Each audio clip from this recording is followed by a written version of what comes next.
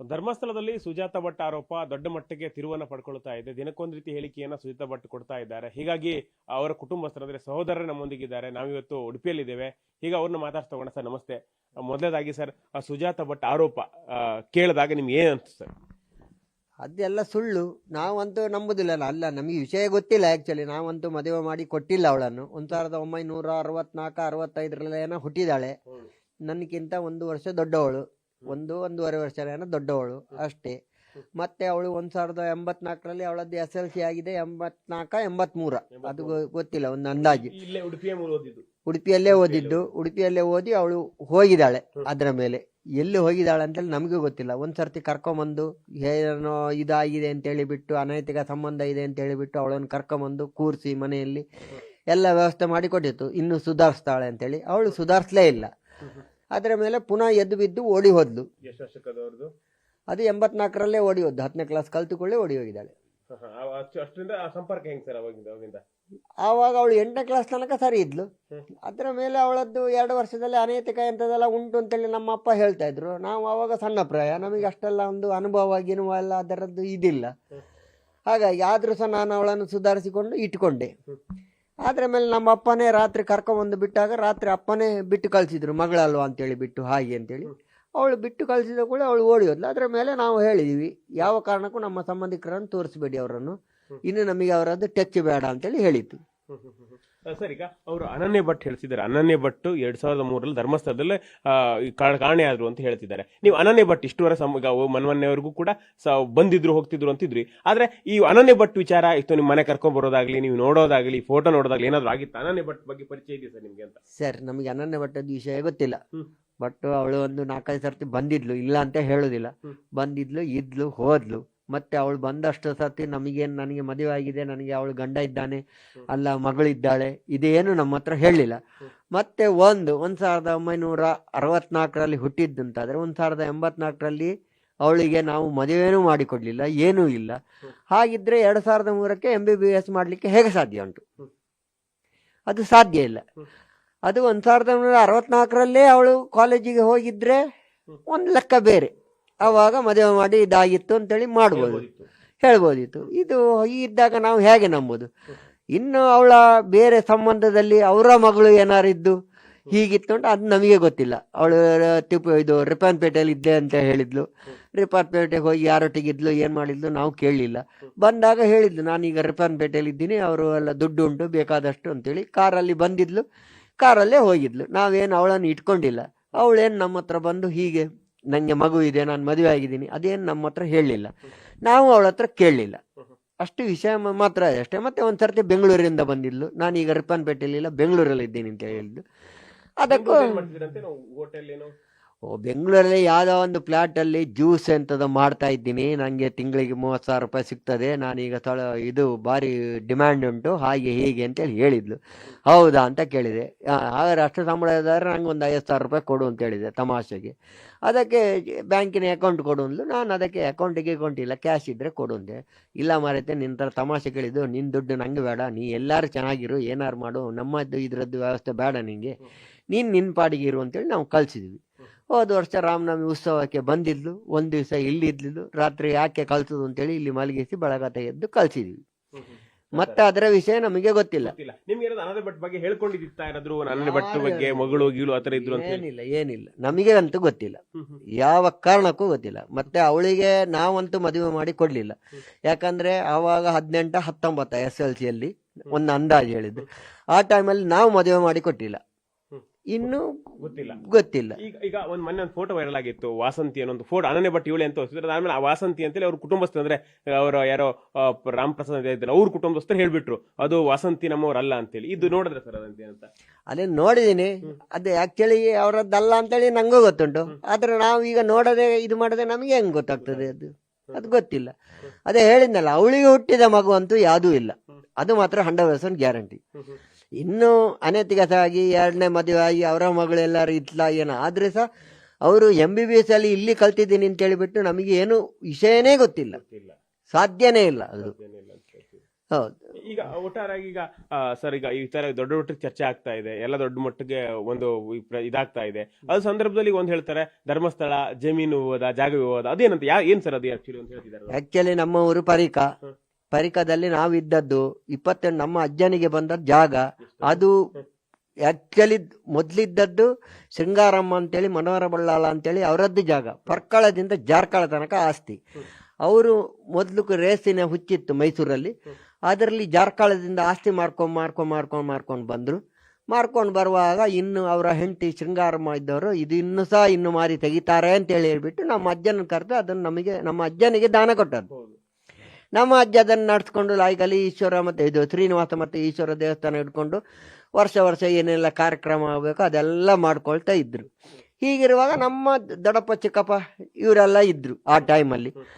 ಅವರು ಆಮೇಲೆ ಒಬ್ಬೊಬ್ಬರೇ ಒಂದೊಂದು ಕಲ್ತು ಬಿಸ್ನೆಸ್ಸು ಅದು ಇದು ಅಂತ ಹೋಟ್ಲು ಬಿಸ್ನೆಸ್, ಒಬ್ರು ಇಂಜಿನಿಯರ್, ಒಬ್ಬರು ಹೈದರಾಬಾದಲ್ಲಿ ಹೋಟ್ಲು, ಹಾಗೆ ಹೀಗೆ ಅಂತೇಳಿ ಹೋದರು. ಆವಾಗ ನಮ್ಮ ಅಪ್ಪನೇ ನಮ್ಮ ಅಜ್ಜನನ್ನು ನೋಡಿಕೊಂಡು ಎಲ್ಲ ನೋಡಿಕೊಂಡು ಅಲ್ಲಿ ಇದ್ದವರು. 28 ವರ್ಷ ನಾವು ಅಲ್ಲಿ ಪೂಜೆ ಗೀಜೆ ಎಲ್ಲ ಮಾಡಿಕೊಂಡು ಎಲ್ಲ ಇತ್ತು. ಹೌದು, ಆ ಟೈಮಲ್ಲಿ ನಾವು ಅಲ್ಲೇ ಹುಟ್ಟಿದ್ದು. ಇವಳು 8ನೇ ಕ್ಲಾಸ್ ತನಕ ಚೆನ್ನಾಗಿದ್ಲು. ಅದರ ಮೇಲೆ ಹೀಗಾಯಿತು. ನಮ್ಮ ಅಜ್ಜ ತೀರಿ ಹೋದ್ರು, ನಮ್ಮ ಅಮ್ಮ ತೀರಿ ಹೋದ್ರು, ಎಲ್ಲ ಮಧ್ಯದಲ್ಲಿ ಗ್ಯಾಪಲ್ಲಿ ಆಯಿತು. ಆವಾಗ ನಮ್ಮ ಅಪ್ಪನಿಗೆ ಭಾರಿ ಕಷ್ಟ.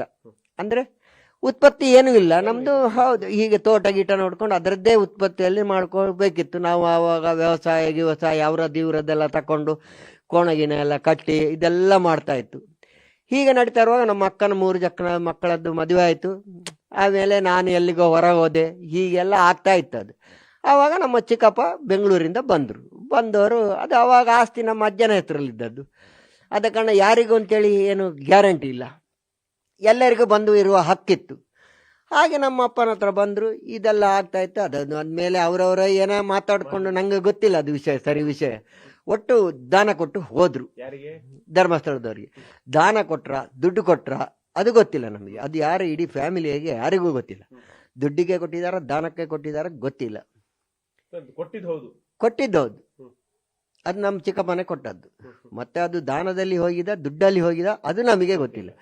ಬಟ್ ನಮ್ಮ ಅಪ್ಪ ಭಾರಿ ಕಷ್ಟಪಟ್ಟು ಕಡೆಗೆ ಅಲ್ಲಿದ್ದ ತೋಳ್ಪಡಿತಾ ಅಂತೇಳಿ ಮ್ಯಾನೇಜರ್ ಇವ್ರ ಹತ್ರ ಎಲ್ಲ ಕೇಳಿ ನನಗೆ ಏನು ಇಲ್ಲದಾಗ ಮಾಡಿದ್ರಿ ಹಾಗೆ ಹೀಗೆ ಅಂತೇಳಿ ಎಲ್ಲ ಹೇಳಿದ್ರು. ಕಡೆಗೆ 1.5 ಲಕ್ಷ ರೂಪಾಯಿನ 2 ಲಕ್ಷ ರೂಪಾಯಿನ ಕೊಟ್ಟದ್ರಲ್ಲಿ ಇಲ್ಲಿ ಮನೆ ಕಟ್ಕೊಂಡು ನಾವು ಇದ್ದೀವಿ.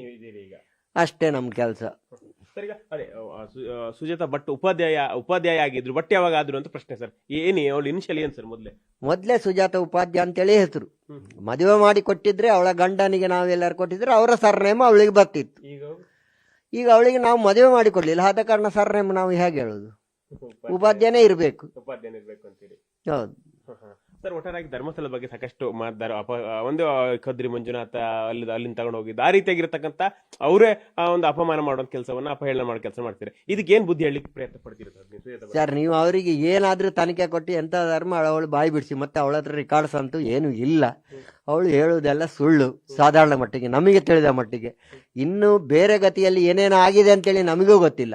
ನಾವು ಅಷ್ಟೆಲ್ಲ ಕನ್ಫರ್ಮ್ ಮಾಡ್ಕೊಂಡು ಅವಳ ಬೆನ್ನ ಹಿಂದೆ ನಾವು ತಿರುಗಲಿಲ್ಲ. ಆದ ಕಾರಣ ನಮಗೆ ಅಷ್ಟು ಟಚ್ಚೂ ಇಲ್ಲ. 25 ವರ್ಷ ಆಯ್ತು ಅವಳನ್ನು ಬಿಟ್ಟು. ಈಗ ನಾವು ಅವಳದ್ದು ಬಗ್ಗೆ ಹೇಳಿ ಅಂತಿದ್ರೆ ಹೇಗೆ ಹೇಳುದು? ಅವಳೇನಾದ್ರು ಒಂದು ಮಧ್ಯದಲ್ಲಿ ಬಂದು ಇದು ಉಂಟು ಅದು ಉಂಟು ಅಂತೇಳಿ ಹೇಳಿದ್ರೆ ನಾವು ಹೇಳ್ಬೋದಿತ್ತು. ಈಗ ನಮ್ಮ ಹತ್ರ ಏನಿಲ್ಲ ಅದರ ಬಗ್ಗೆ.